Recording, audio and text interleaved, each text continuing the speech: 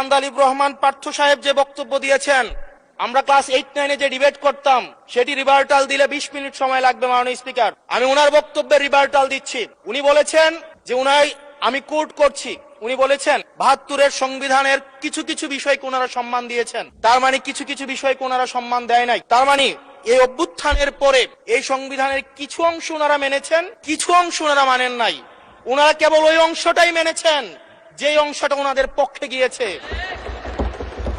যে অংশটা ওনাদের বিপক্ষে গিয়েছে এই অংশটা ওনারা মানেন নাই। মাননীয় স্পিকার, এই ধরনের প্রকৃতি সম্পন্ন যারা আছে বাংলাদেশের পার্লামেন্ট যারা দেখছেন তারা সিদ্ধান্ত নেবেন।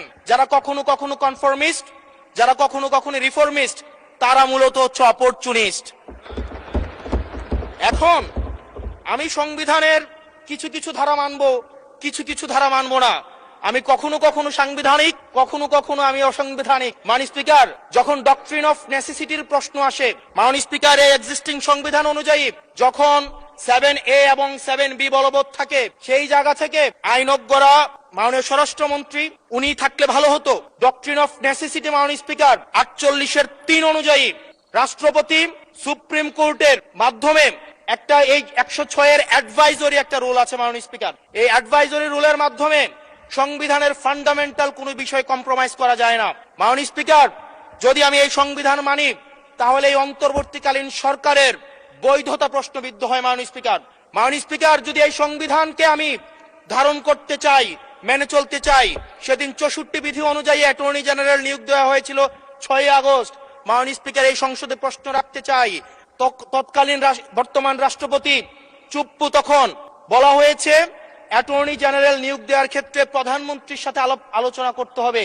সেদিন কোন প্রধানমন্ত্রীর সাথে আলোচনা করা হয়েছিল সেটা আমাদেরকে অ্যাটর্নি জেনারেল জানাবেন।